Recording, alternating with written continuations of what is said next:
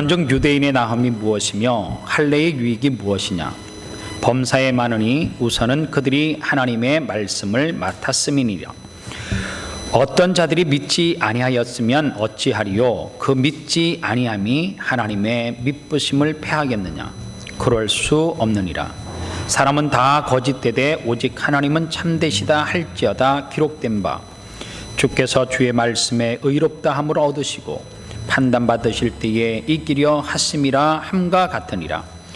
그러나 우리 불의가 하나님의 의를 드러나게 하면 무슨 말 하리요? 내가 사람의 말하는 대로 말하노니 진노를 내리시는 하나님의 불의하시냐? 결코 그렇지 아니하니라. 만일 그러하면 하나님께서 어찌 세상을 심판하시리요? 그러나 나의 거짓말로 하나님의 참되심이 더 풍성하여 그의 영광이 되었다면 어찌 내가 죄인처럼 심판을 받으리요? 또는 그러면 선을 이루기 위하여 악을 행하자 하지 않겠느냐? 어떤 이들이 이렇게 비방하여 우리가 이런 말을 한다고 하니 그들은 정죄받는 것이 마땅하니라. 아멘. 옆에 있는 분들에게 이렇게 인사하겠습니다. 건강하세요. 이렇게 인사하겠습니다. 건강하세요. 건강이 최고입니다. 건강이 제일이에요. 에어컨 히터 틀지 말고 에어컨 세게 틀어주시고요. 저도 제가 녹음 시작하라면 하세요. 저도 오늘 깨끗하게 나오려고 타올로 좀 문댔더니 화끈화끈해요. 아까 찬송가를 제가 주보를 미스테이크 해가지고 그랬는데 반주자님에게 미안해요. 내가 보니까 실수인 거예요. 제가 잘못 써서 반주자는 원래 옛날 찬송가 그 반주자용으로 쓰는데 제가 숫자 하나를 바꿔 쓰는 바람에 그렇게 됐어요. 여러분들 한 주간 잘 보내셨죠? 옆에 사람에게 순복음처럼 인사해요. 그렇게 이거 녹음하지 마세요. 순복음처럼 좀 대답 좀 잘합시다. 이렇게 시작.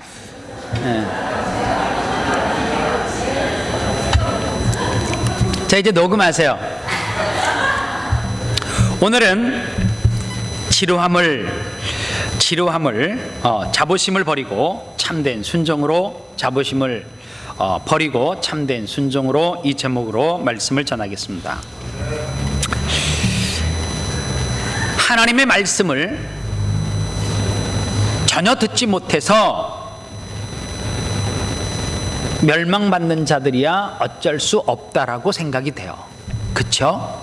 그런데 하나님께서 은혜와 특권을 주셨음에도 불구하고 그것을 잘 활용하지 못해서 유대인들처럼 이방인들과 같이 버림을 받는다라고 하면 참 그의 삶은 어떻게 보면 불행한 삶이 아니겠냔 말이에요. 안 믿어서 하나님 앞에 버림받는 것은 어쩔 수 없어요. 하나님을 믿는데 똑같이 안 믿는 사람처럼 버림받는다라고 하면 그것처럼 어리석은 삶이 어디 있겠냐 그 말이에요. 오늘 성경은 유대인의 특권에 대해서 이야기해요. 유대인의 특권이 뭐냐? 성경은 그렇게 이야기하면서 유대인이 이방인보다 나음이 무엇이냐? 할례의 유익이 무엇이냐? 이렇게 질문을 해요. 그리고 답하기를 뭐라고 이야기하냐면 예수 믿는 유대인, 예수 믿는 사람들의 특권과 할례가 무엇이냐? 이렇게 이야기를 하고 난 다음에 답을 이렇게 말해요. 범사에 많다 이렇게 이야기해요.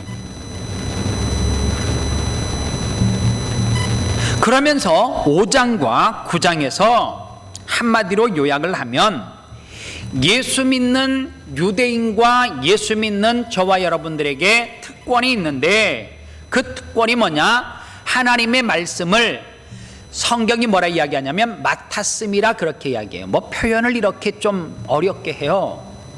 이왕 성경을 확 바꾸려면 쉽게 하지 이렇게 하면 될 것 같아요.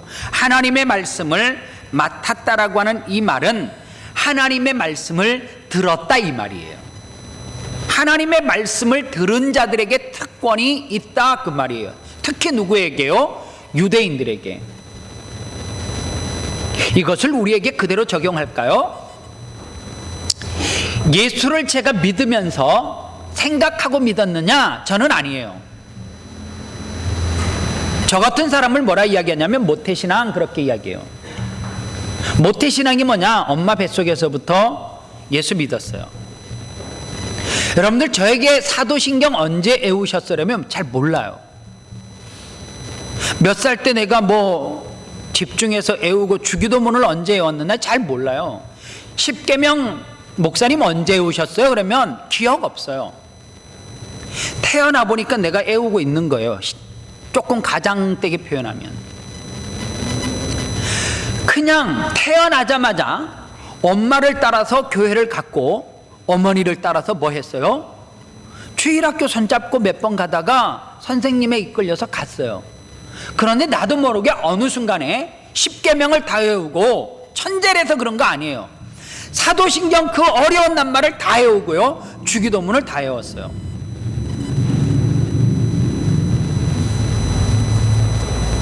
어느 순간에는 내가 어머니가 따라오지 말라고 따라가면 돌 던지고 따라가면 돌 던지고 그랬는데 어머니가 가는 부흥회를 내가 또 따라가고 있어요. 어느 순간에 내가 조금 성장해서 서울에서 삼각산 기도원에서 내 혼자 주여 그러고 기도하고 있어요. 여러분들 신앙생활함에 있어서 이게 모태신앙의 힘, 어떻게 말하면 특권일 수도 있는데, 저는 신학교를 가서 신학을 배운 게 아니라 신학교 가기 전에 제 나름의 신학이 다 정립이 되어 있었던 것 같아요. 그래서 학교에서 강의하는 교수님들의 이야기가 안 믿어진 것이 하나도 없이 그냥 믿어졌어요. 오늘 이 가운데 저 같은 사람들 많이 있죠. 저는 11조에 대한 교육을 받아본 적이 없어요. 그냥 어려서부터 해야 되는 줄 알았어요. 그게 모태신앙의 장점이에요. 그리고 제가 목회를 함에 있어서 이 모태신앙의 장점이 뭔가 하니까 뭐라 그럴까요? 크게 일을 하다가 할까 말까 받고 말아 이런 갈등이 없어요. 그냥 안정적으로 내가 하나님 앞에 부름을 받고 목회자가 됐으니까 하나님의 말씀에 순종해서 여기까지 왔어요. 모태신앙의 장점이 뭐냐면 위기가 찾아와도 잘 안 흔들려요. 이게 장점이에요. 그러면 또 어떤 사람이 있어요? 중간에 회심한 사람들이 있어요. 이 중간에 회심한 사람들의 간증을 들어보면 그 과거가 그냥 휘황찬란해요. 그 과거는 들으면 들을수록 매력이 있어. 어떤 사람은 어떤 조직 세계에 우두머리를 한 사람이 있고, 어떤 사람은 사기를 엄청나게 많이 친 사람이 있고, 어떤 사람은 심지어 그 과거에 보면 몸을 팔았던 사람들도 있어요. 그런데 그 이야기를 들어보면 정말 다이나믹하잖아요. 내가 과거에는 술집에서 술을 따르는 사람이었고 제가 몸을 파는 성경에서 말하는 창녀와 같은 사람이었습니다. 그러면 사람들이 눈이 띵그래져요. 어떤 사람이 나오는데 남자가 딱 나와서 간증을 하는데 먼저 이렇게 힘을 주는데 팔이 살짝 걷어올리는데 그림이 살짝 보여. 저 사람 뭐가 있는가 보다 막 긴장되죠. 이야기 딱 하는데 제가 뭐겠지 뭡니까? 딱 이렇게 하면 안 봐도 알아요. 저 사람 깡패했구나. 근데 회심한 이야기를 이야기해요. 그런 사람들이 헌신할 때 보면 일단은 통이 커요. 결단할 때 보면 무서워. 충성하면 다 비켜. 내가 그냥 충성해버리려니까 그냥 내가 다 할게요. 그냥 그 결단력이 대단해요.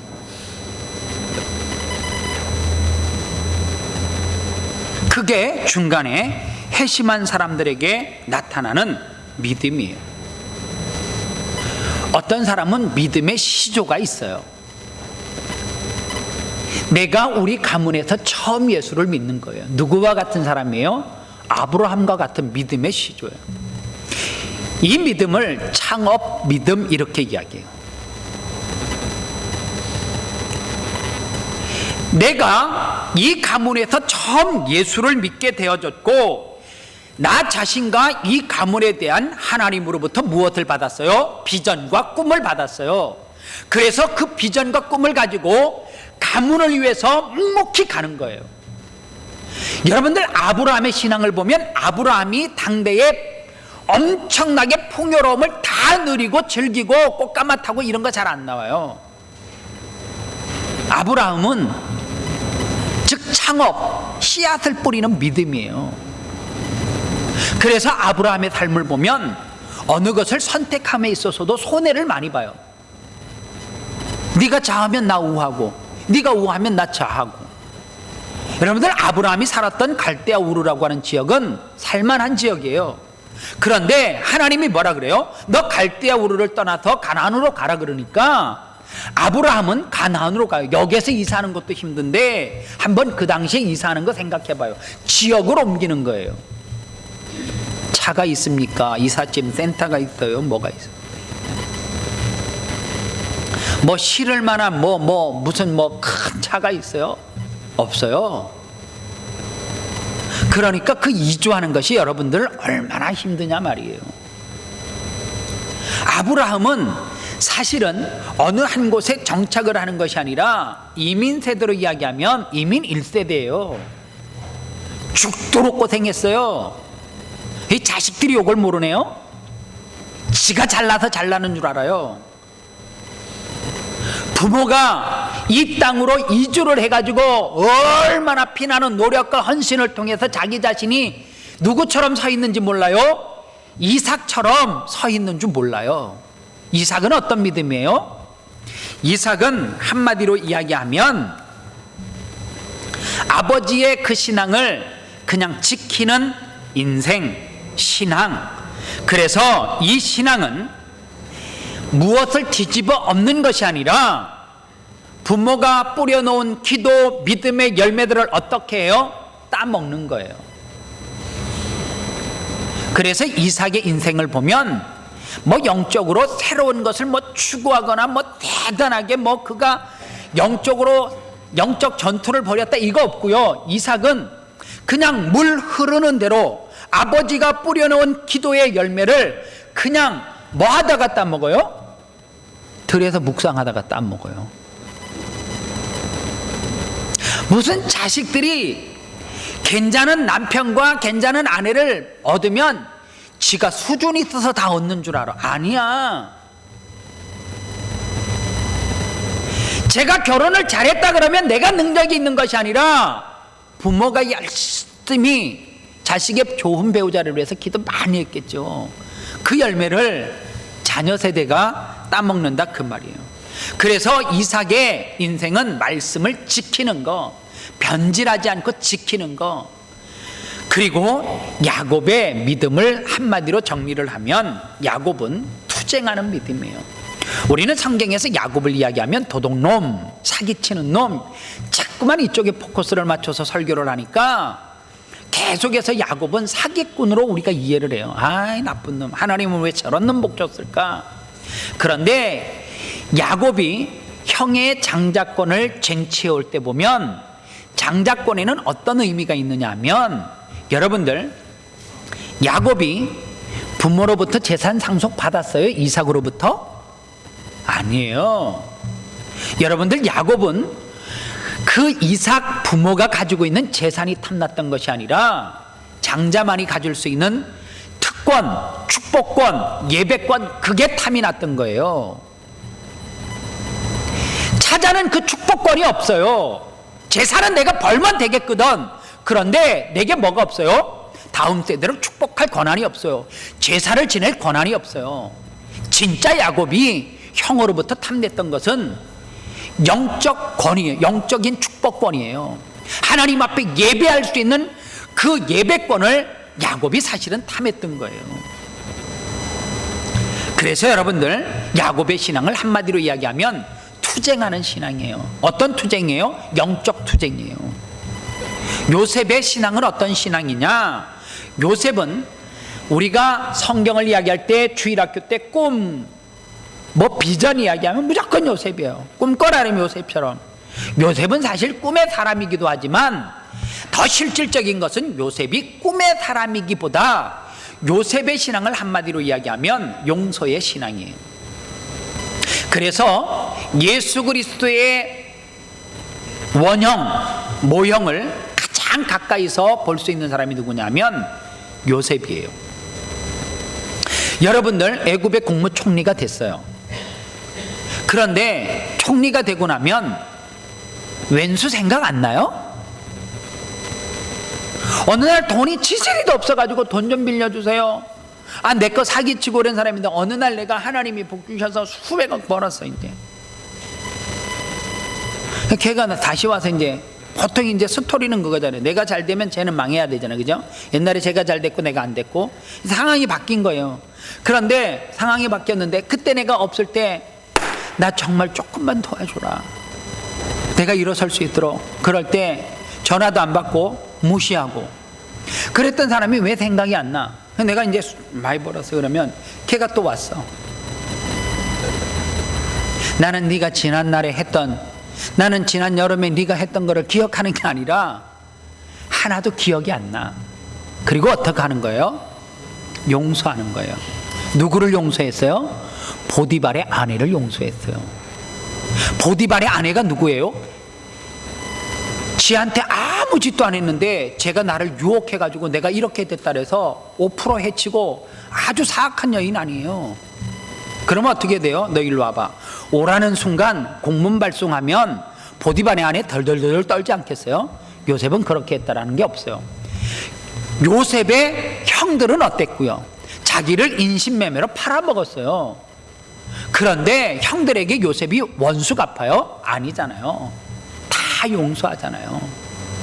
그래서 예수님의 모형이 어디 있느냐? 요셉에게 나타난다 그 말이에요. 하나님의 형상이 있는 사람, 예수 그리스도의 모습이 배어 있는 사람, 그 사람이 누구예요? 요셉이란 말이에요. 용서하는 예수 그리스도의 표상 누구예요? 요셉이에요. 여러분들, 모든 성도들은 하나님 앞에 부름을 받을 때 사연이 있어요. 저는 이렇게 부름을 받고, 저는 이렇게 부름을 받고, 저는 이래서 교회를 나왔고. 부르는 방법은 하나님께서 다 틀려요. 근데 중요한 게 있어요. 지금부터 중요한데, 하나님께서 왜 유대인에게 하나님의 말씀을 맡았는지, 하나님의 말씀을 듣게 했는지를 알아야 돼요. 오늘 내가 예수를 믿는 이유를 알아야 돼요. 왜 내가 매 시간마다 하나님의 말씀을 듣지? 하나님의 말씀을 내가 왜 듣냔 말이에요. 이 시간에 저 밖에 운전하고 가는 사람들은 안에서 아무리 하나님을 찬양하고 기도하고 설교를 해도 저 지나가는 사람들은 전혀 관심 없어요. 그런데 내게 왜 하나님께서 이 자리에서 말씀을 듣게 하느냐? 이유는 딱 하나예요. 적용을 잘 하면서 살아가라고요. 하나님의 말씀을 적용하면서 살아가라고요. 여러분들, 말씀의 적용이 얼마나 중요하냐? 부산 분들 계세요? 태종대 자살을 참 많이 한대요. 태종대 자살바위가 있대요. 어떤 젊은 사람이 한 겨울에 일이 안 풀려서 죽으러 갔대요. 부산 사람들은 태종대로 옛날에 많이 갔대요. 너무 깊은 고뇌에 빠져가지고 죽어야지 그러면서 땅만 쳐다보고 갔어요. 자살바위 앞에까지 딱 갔는데 절벽이 얼마나 높고 바람이 얼마나 땡땡 부는지 물에 빠져 죽으면 되게 추울 것 같더라는 거예요. 죽을 놈이 추울 것 따져요. 마음에 갈등이 되더래. 죽어야 되느냐 말아야 되느냐, 차라리 봄에 죽을까? 따뜻할 때 죽는 게 좀 덜 힘들지 않을까? 이러다가 스스로 봄에 죽기로 작정하고 돌아 나왔어요. 그런데 그 장소에서 너무 사람들이 많이 죽으니까 팻말이 하나 있었는데 다시 한번 생각해 보시기 바랍니다. 이 팻말이 있었다는 거예요. 이 팻말은 앞뒤에 글씨가 다 있을까요? 아니면 들어가는 쪽에 있을까요? 들어가는 쪽에 있겠죠. 뒤에는 아마 아무 글씨도 없었을 거예요. 근데 이 사람이 안 죽기로 작정하고 봄에 죽기로 작정을 하고 돌아 나오다가 뭔 팻말이 있는데 고개를 삐끔 돌려다 보니까 다시 한번 생각해 보시기 바랍니다. 이게 있더라는 거예요. 그래서 다시 갔어. 그 자리에 사나이가, 왜 여기에서 사나이가 나와? 칼을 뽑았으면 물에도 뭐 어떻게 해야 된다 그래가지고 추운데 죽었대요. 누가 그거 지어낸 이야기예요. 이게 적용의 예란 말이에요. 들어갈 때 그 글씨를 보고 깊이 생각하고 살려고 하는 용기를 가지고 살아보자. 그래, 다시 한번 생각해보자 그랬으면 그 사람 희망을 가지고 살았을 거예요. 묵묵히 자살바위에 가서 안 죽겠다라고 결심하고 돌아 나오다 고개 삐꿈이 봤는데 뭐가 있어요? 다시 한번 생각해 보시기 바랍니다. 여러분들, 예수 믿는 거 다시 한번 생각해 볼 필요 없어요. 제가 여러분들을 보증 하나 서드릴까요? 확실한 보증 제가 서드릴게요. 아름다운 교회에서 예수 열심히 믿다가 지옥 가면 내가 책임질게. 보증 쓴다. 내가 그거 진짜 보증 서요. 만약에 아름다운 교회에서 열심히, 왜 순복음처럼 하자래 놓고 왜 한 사람만 해요? 진짜요. 여러분들 거짓말 아니고 죽을 때까지 아름다운 교회에서 저와 함께 열심히 신앙생활하고 주의 영광을 위해서 살았는데 만약에 인생이 안 풀리고 구겨져 자꾸만 죽는데도 입 부득부득 가르면 그 다음에 내가 다 책임질게. 다. 뭐까지 책임지냐면 살아있는 자식까지 내가 책임져 볼 테니까. 뭐 벌어놓은 것도 없으면서 누가 책임져 준다네. 마음이라도 크게 해야지 자식들이 좋아할 거 아니에요.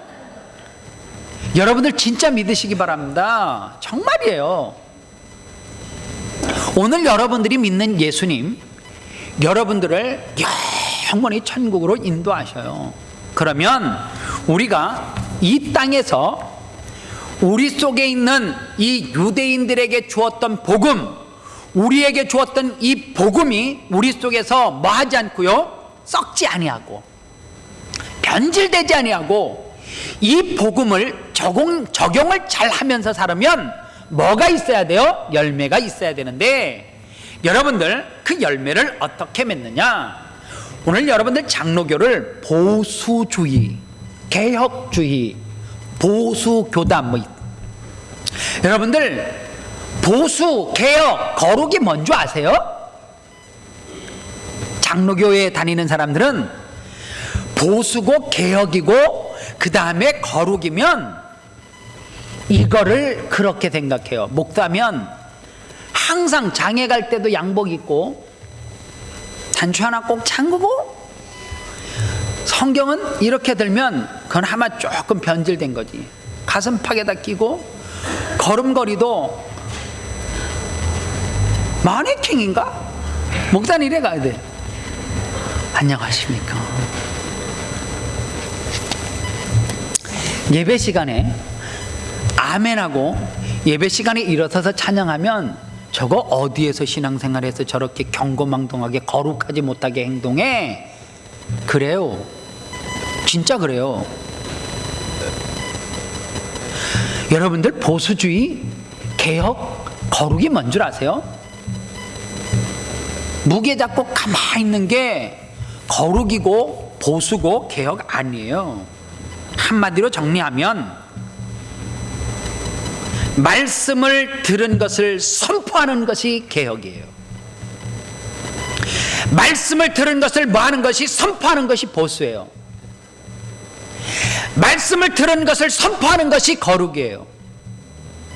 무게 가만히 잡고 있다고 거룩해지는 거 아니고요, 보수주의가 되는 거 아니고 개혁주의가 되는 거 아니에요. 이것이 잘못됐음을 세상 가운데 선포하고 그렇게 살지 않기를 다짐하고 결심하고, 그게 뭐예요? 개혁이죠. 그래서 여러분들 꼭 알아야 되는 것이 뭐냐면, 왜 사람은 그러면 선포하지 않는가? 핍박이 두려운 거예요. 여러분들 초대교회를 한번 가만히 보세요. 초대교회 성도들이 예수 믿는 것을 지하에서 너 예수 믿지? 이러면 글쎄요. 너 어느 교회 다니면 거기에요. 아름다운 게 이름이 없어요. 어느 교회는 빅토리아 로드에 있는 교회예요. 앞으로 그러면 우리 교회 이제 간판 또 붙입니다. 빅토리아 로드에 있는 교회, 이렇게 이름을 바꿔요. 저쪽에 있는 교회, 거기 교회라면 다 그렇게 이제 이름 바꿀 거예요. 여러분들, 선포한다라고 하는 것이 뭐냐면 내가 예수 믿는 것을 선포하는 거예요. 제가 지난주에 설교했나요? 10월 1일은 무슨 날? 10월 1일 국군의 날이지 뭐예요. 여기서 또 국군의 날 지킨다고 또 한국에서 텔레비전 보면서 이러는 사람이 있어요? 이상한 사람이에요. 그러면서 나는 보수주의야 이러고 있어요. 정신이 나간 사람이고, 10월 1일은 호주에 살면 동성연애자들이 커밍 아웃 하는 날이에요. 거리 행진하는 날. 아닌가? 10월 3일이에요? 10월 1일, 3일?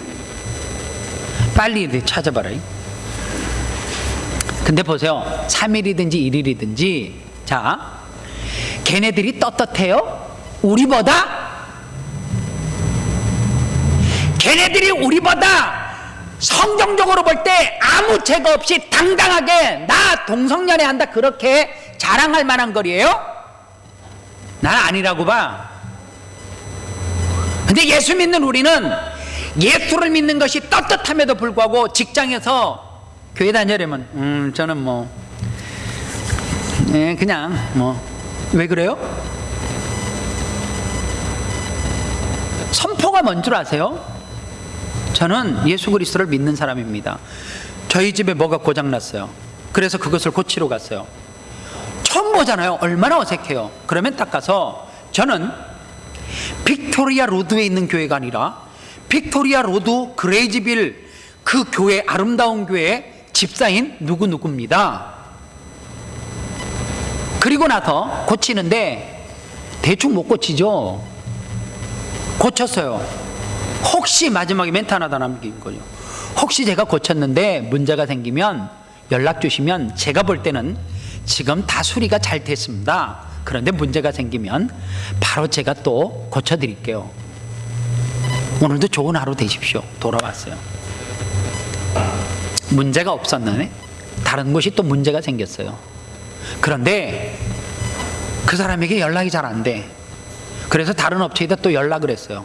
그런데 그 아주머니가 만약에 첫 번째 고쳐준 사람이 너무 인상에 남아서 혹시 아저씨도 예수 믿으세요? 그렇게 묻는다면,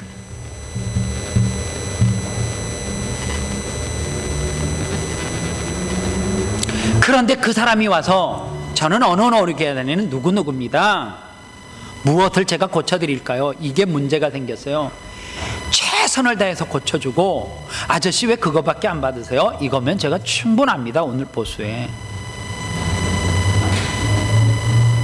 아니 그거 받아가지고 어떻게 사세요? 그러니까 아니에요. 제가 이렇게 받아도 하나님이 축복해서 내 자녀도 잘 되고요, 내 비즈니스도 번창하니까 절대 염려 안 하셔도 돼요. 그 하나님이 저를 복 주시거든요. 이렇게 사니까. 그 정도 되면 그 아주머니 머릿속에는, 가슴속에는 누가 깊이 박혀요? 예수 그리스도가 깊이 박히겠죠. 오늘 이게 뭐냐면 삶 가운데 예수 그리스도를 선포하는 방법이라는 거예요. 삶 가운데 예수 그리스도를 선포하는 것, 이게 얼마나 우리 삶 가운데 중요하냐. 여러분들, 초대교회 성도들이 나 예수 믿는다라고 선포 안 하면 핍박 없었던 거 아시죠? 왜 핍박받아요? 지하에서 뛰쳐나와가지고 예수 그리스도를 많은 대중 앞에 선포하는 거예요. 로마 시민들이 보고 있는 그곳에서 나는 예수 그리스도를 믿는다라고. 내 삶 가운데 어떤 핍박이 와도, 내 직장에 어떤 어려움이 찾아와도, 우리 가문에 어떠한 고통이 온다 할지라도 나 예수 그리스도 믿습니다. 그게 선포예요. 예수 그리스도를 왜 선포하지 않느냐? 삶 가운데 핍박을 두려워해서 그래요. 그래서 은근슬쩍 숨기면서 가는 거예요. 선포가 얼마나 무서운 거냐. 선포를 하고 나서 막 살면 안 된다는 거 양심으로 알거든요. 그러니까 어떻게 해요? 선포하고 난 다음에 그렇게 살려고 몸부림을 치는 거예요. 그렇게 살려고 내가 몸부림을 치는 거예요. 여러분들, 제가 목회를 하면서 우리 교회 성도들에게 꼭 부탁하는 것 중에 하나가 그거 아닙니까? 말씀과 삶이 비슷하기 위해서 힘써고 몸부림쳐야 된다고. 주일날 교회에서는 거룩한데 밖에만 나가면 사기꾼이야. 주일은 거룩한 척 하는데, 그리고 해중도를 대표해서 기도하는데 밖에만 나가면 들리는 이야기가 아름다운 교회 누구누구 사기꾼이래요. 아니죠. 아름다운 교회 목사님은 말하는 것과 행동하는 것이 비슷해. 여러분들, 그럴 때 얼마나 감동이 되겠어요. 오늘 여러분들, 왜 복음이 우리 가운데 너무너무 풍요롭게 전거되는데, 여러분들 설교 많이 들으시죠? 여러분들 너무 많이 들으니까 뭐가 이제 커졌어요? 귀가 커졌어요. 제 설교 이제 들어오지도 않죠.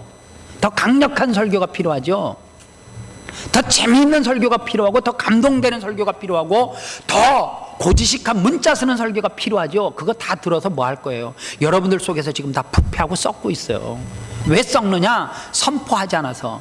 여러분들 아무리 죽 깨끗한 물도 가두어 놓으면 있잖아요.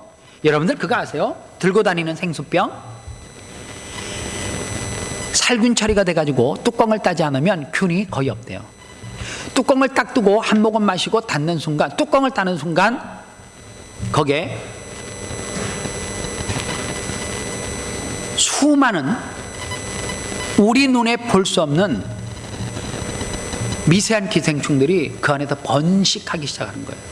1시간만 있으면 그 병 안에서 수억 마리의 우리 몸에 좋지 않은 그런 벌레들이 물을 어떻게 해요? 점점점 썩게 만들어요. 똑같아요. 말씀도 우리 속에 들어와서 이것을 삶 가운데 뭐 하지 않으면, 선포하지 않으면 말씀도 썩어요. 그거 못 보셨어요?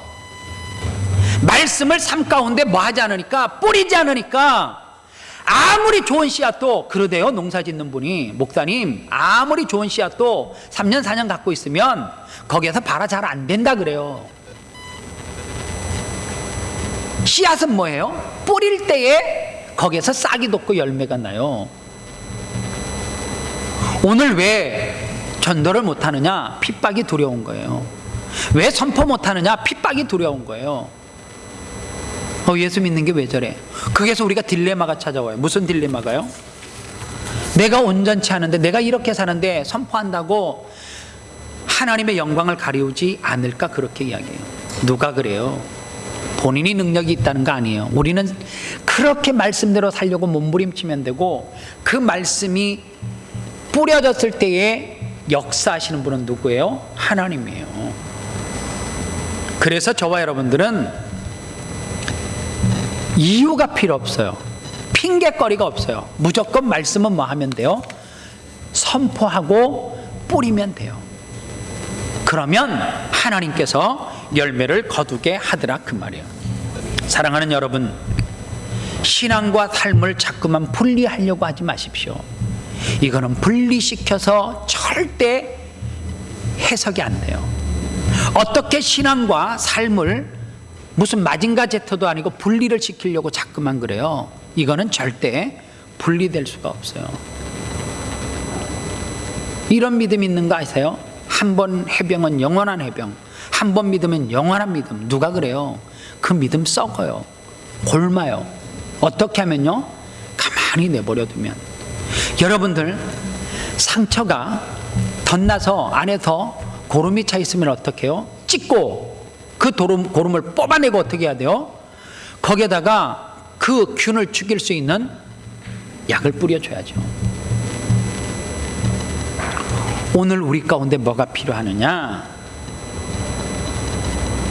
나는 과거에 그 믿음이 지금도 영원히 지속될 거라고 하는 어리석은 그러한 성도가 되지 말고요, 오늘도 삶의 현장에서 내가 살아있는지 죽었는지를 확인하고 싶으시면 입술을 통해서 선포하시고요. 커밍아웃 하십시오. 저는 아름다운 교회 장로입니다. 저는 아름다운 게 안수집사고 저는 아름다운 게 권사입니다. 그 말 속에 뭐가 따라와야 돼요? 행동, 삶이. 저는 그래서 제게 주어진 그 어떤 것이라 할지라도 제가 책임집니다. 이거와 같은 거예요. 그래서 한두 번만 삶 가운데 정직하게 신앙과 삶이 비스무리하면 사람들은 감동받아요. 사랑하는 여러분, 오늘 저와 여러분들이 예수 믿는다라고 하는 것 무엇을요? 자부심을 좀 뭐 하고요?